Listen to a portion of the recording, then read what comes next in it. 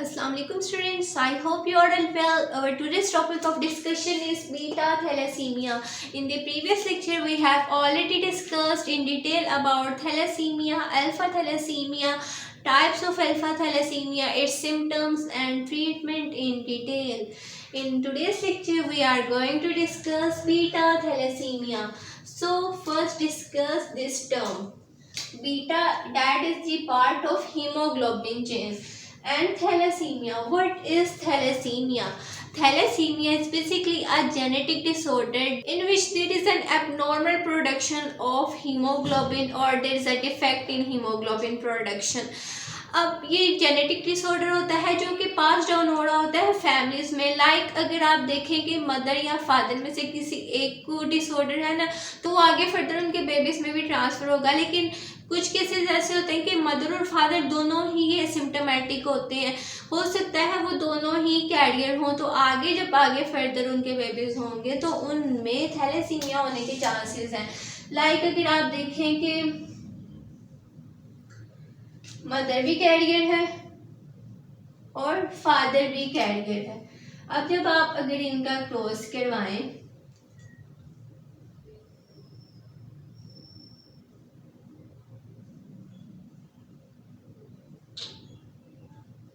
जिसमें आप देखेंगे कि 25% चांस क्या है कि नॉर्मल होगा उनका बेबी, 15% चांस क्या है कि वो कैरियर हो सकता है, और 1 जो है लाइक जो 25% है वो चांसेस हैं कि वो अफेक्टेड होगा। Basically it is genetic factors and family history are the two major risk factors for the person for developing thalassemia. अब चलते हैं बीटा थैलेसीमिया की तरफ। म्यूटेटेड और missing beta globin genes on chromosome 11 leading to reduced और absent beta globin chain synthesis. अब इसमें उन्होंने कहा है बीटा ग्लोबिन जीन्स में डिफेक्ट आ जाता है। अब हमने लास्ट लेक्चर में भी हीमोग्लोबिन का स्ट्रक्चर डिस्कस किया था। ये आ गया हमारे पास हीमोग्लोबिन, जो कि दो चीजों में अपार्ट होता है, हीम और ग्लोबिन। हीम में और ग्लोबिन में। जो हीम है ये इसका पिगमेंट पार्ट होता है जो बेसिकली आरबीसीज को कलर दे रहा होता है। हीमोग्लोबिन हमारे आरबीसीज में प्रेजेंट होती है, जबकि जो ग्लोबिन है वो इसका प्रोटीन पार्ट होता है। अब हीम में बेसिकली दो चीजें आ रही होती हैं। एक आता है इसमें आयरन, जो आयरन है ना वो इसमें फेरस फॉर्म में प्रेजेंट होता है Fe2+ फॉर्म में, और दूसरा इसमें आ रहा होता है पोर्फाइरिन। अब ग्लोबिन में देखा जाए तो इसमें हमारे पास आता है अल्फा ग्लोबिन और बीटा ग्लोबिन। अब अल्फा में भी अगर आप देखें तो अल्फा की दो चेन्स होती हैं और हर एक चेन में 141 और 141 अमाइनो एसिड्स होते हैं। दोनों को आप मिलाएं तो 282 अमाइनो एसिड्स इन टोटल होते हैं। इसी तरह अगर आप बीटा ग्लोबिन को देखें तो उसमें सिंगल चेन में होते हैं 146 अमाइनो एसिड्स। दो चेन्स होती हैं, इसके 2 से मल्टीप्लाई करें तो 292 अमाइनो एसिड्स इन टोटल होते हैं। अब ये जो अल्फा ग्लोबिन चेन है ना, इसको कौन से जीन्स डिटेक्ट कर रहे होते हैं? इसको अल्फा जीन्स डिटेक्ट कर रहे होते हैं जो कि होते हैं क्रोमोसोम नंबर 16 पर।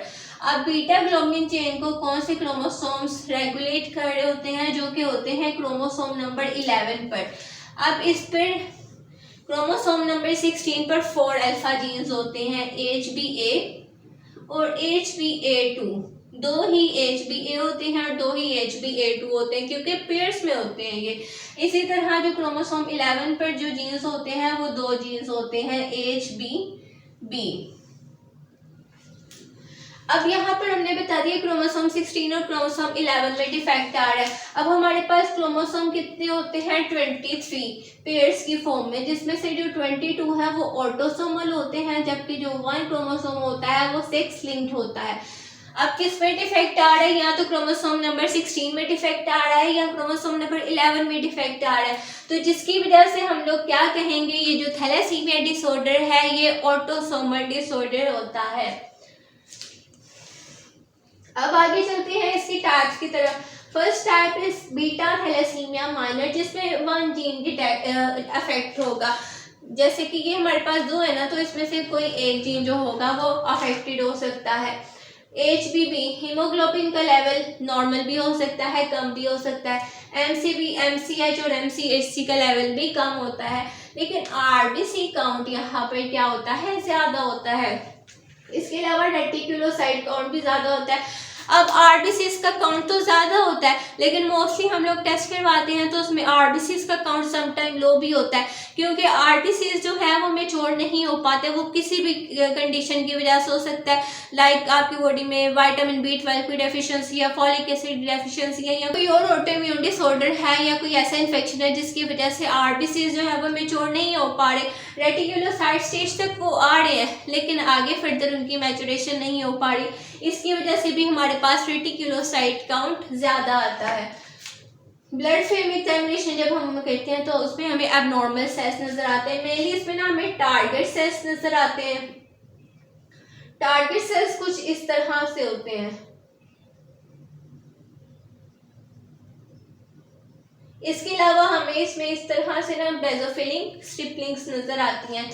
और ये जो बीटा थैलेसीमिया माइनर है ना, ये मोस्टली एसिम्प्टोमेटिक होता है, लेकिन कुछ कंडीशंस है, लाइक स्ट्रेस की कंडीशन है, प्रेगनेंसी है, या कोई इन्फेक्शन है, तो उस कंडीशन में हमें कोई ना कोई सिम्टम्स शो हो सकते हैं। लास्टली इसके लिए करवाया जाता है HB इलेक्ट्रोफोरेसिस, जिसमें HbA2 का काउंट जो है वो इंक्रीज आता है, जिससे कंफर्म हो जाता है कि पेशेंट को बीटा थैलेसीमिया माइनर है। लेकिन अब ना क्या होता है, समटाइम्स पेशेंट की बॉडी में अगर आयरन की डेफिशिएंसी होगी ना, तो वो इस HbA2 के लेवल को भी डिक्रीज कर देगा, जिसकी वजह से हमारे पास फर्स्ट रिजल्ट्स आते हैं, और फिर सस्पेक्शंस जो होंगी उसमें भी डाउट हो सकता है कि पेशेंट को थैलेसीमिया है या नहीं। तो उसकी फिर हम लोग बाकी जो डायग्नोसिस है वो देखते हुए आगे फर्दर कंफर्मेशन करते हैं। नेक्स्ट टाइप हमारे पास आ रही है बीटा थैलेसीमिया इंटरमीडिया, जिसमें बोथ जीन्स जो है वो अफेक्टेड होती है, लाइक एब्सेंट कोई जीन्स नहीं होती, दोनों में ही कोई ना कोई डिफेक्ट आ रहा होता है। क्या sign and symptoms in patients में हमें देखने को मिलता है? लीवर फिब्रोसिस और सिरोसिस। बेसिकली जो आपका लीवर है ना, उसमें स्कैर टिश्यू की डेवलपमेंट स्टार्ट हो जाती है। इन सिंपल वर्ड्स आप कह लें कि एक्स्ट्रा सेलुलर मैट्रिक्स प्रोटीन्स जो है वो आपके लीवर में एक्यूमुलेट होने लग जाती है, जिसकी वजह से लीवर फिब्रोसिस होता है। अगर इसको टाइमली ट्रीट ना किया जाए तो ये फर्दर सिरोसिस हो सकता है। That is the end stage liver cancer. Next sign and symptom देखने को मिलता है हमें लेग अल्सर, जो कि बहुत पेनफुल होते हैं, इवन कि आपको खड़े होने में और चलने में भी डिफिकल्टीज आ रही होती हैं। The next sign and symptom is thrombosis. Thrombosis में बेसिकली क्या होता है कि जो आपकी ब्लड वेसल्स है ना, उसमें क्लॉट बनने लग जाता है। मेनली जो हमें इसमें देखने को मिलता है ना, वो हमें वीनस थ्रोम्बोसिस मिलती है, लाइक जो आपके वेन्स है ना वहाँ पर क्लॉट बनने लग जाता है, जिसकी वजह से आपके हार्ट तक प्रॉपर ब्लड सप्लाई नहीं जा रही होती। The next one is bone deformities भी हमें थैलेसीमिया इंटरमीडिया के पेशेंट्स में देखने को मिलती हैं। बोन डिफॉर्मिटीज किस तरह से होती है? नॉर्मली जो आपकी ब्लड सेल्स की प्रोडक्शन हो रही होती है ना, वो आपकी बोन मैरो में हो रही होती है। अब बोन मैरो में कोई डिफेक्ट आ गया या फिर सेल्स की प्रोडक्शन कम हो रही है, तो हमारी जो बॉडी की बाकी बोन्स है ना, वो भी सेल्स की प्रोडक्शन ट्राई करना स्टार्ट कर देंगी कि वो भी सेल्स की प्रोडक्शन करें। लाइक इसके अलावा जो एक्स्ट्रा मेडुलरी ऑर्गन्स हैं, लाइक लीवर है, स्प्लीन है, किडनीज है, मेनली जो आपके स्कल की बोन्स है, पेल्विक रीजन की बोन्स है, वो भी सेल्स की प्रोडक्शन स्टार्ट कर देती है, जिसकी वजह से बोन्स एक्सपेंड होना स्टार्ट हो जाती है।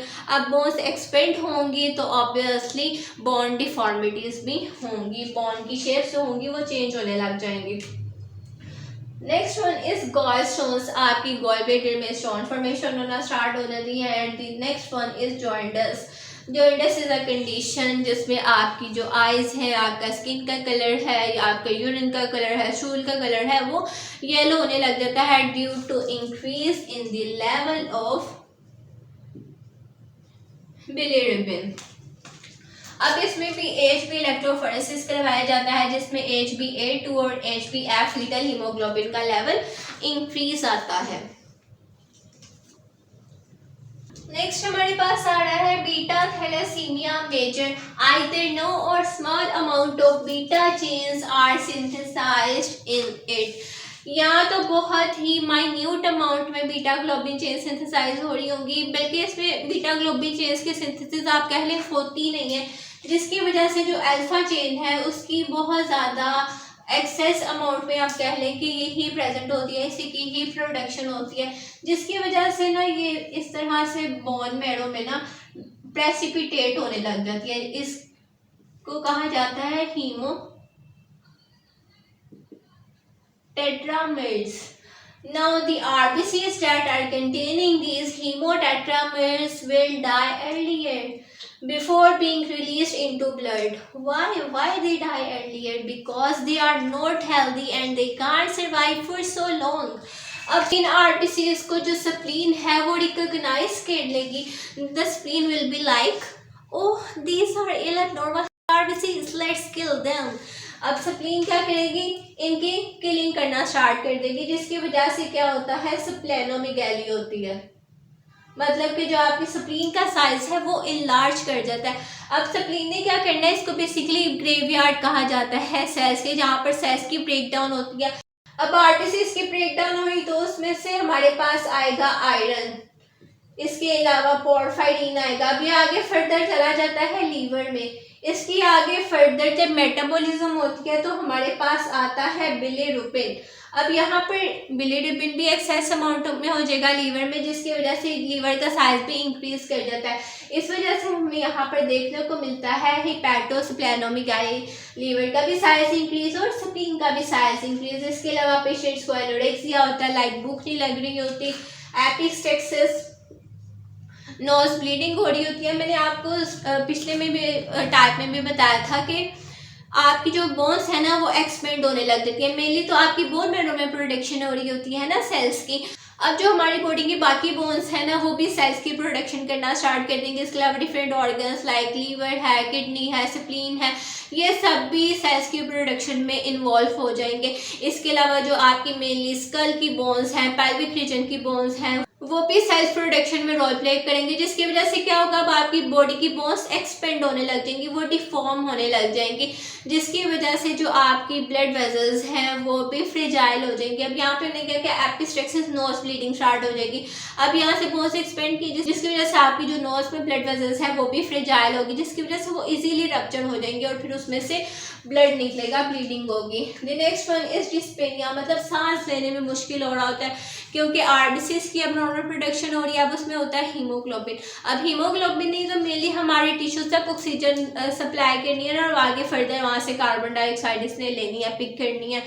तो अब ऑक्सीजन ही नहीं हमारे टिश्यूज तक पहुँच रही तो मसल्स टिश्यूज जो है वो हमारे वीक फील होंगे, फटीग फील होगी, सांस लेने में मुश्किल होगी.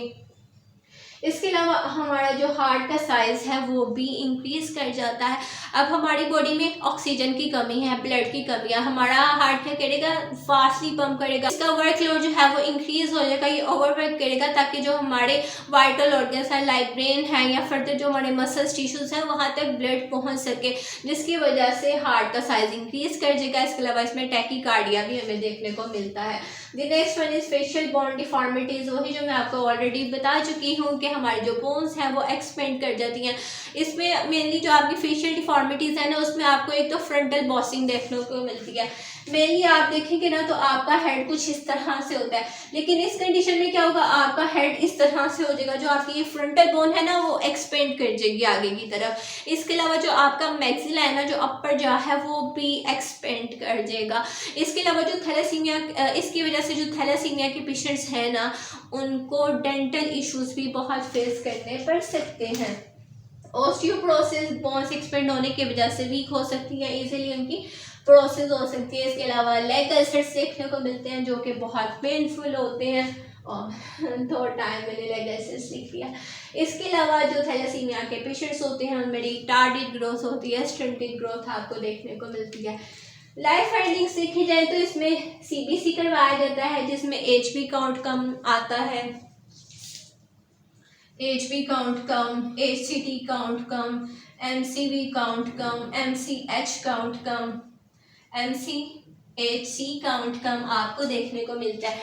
रेटिक्यूलोसाइट का काउंट जो है वो आपको इंक्रीज मिलता है, क्योंकि आरबीसीज तो बन रहे हैं बट वो मेच्योर नहीं हो पाते। रेटिक्यूलोसाइट स्टेज तक वो आ जाते हैं लेकिन आगे फर्दर वो मेच्योर नहीं हो पाते। सीरम आयरन का लेवल भी आपको देखने को मिलता है ज़्यादा, क्योंकि आरबीसीज में हमारे पास होती है हीमोग्लोबिन जिसमें हमारे पास आयरन होता है। अब जब उसकी ब्रेकडाउन होती है जिसकी वजह से जो हमारा सीरम है, ब्लड है, उसमें आयरन की अमाउंट भी ज़्यादा हो जाती है। और फेरेटिन इज ऑल्सो है फॉर्म ऑफ आयरन, तो ये भी हमें इंक्रीज देखने को मिलता है। पेरिफेरल ब्लड फिल्म एग्जामिनेशन जब हम लोग करते हैं तो इसमें हमें टारगेट सेल्स देखने को मिलते हैं। टारगेट सेल्स इस तरह के होते हैं कुछ।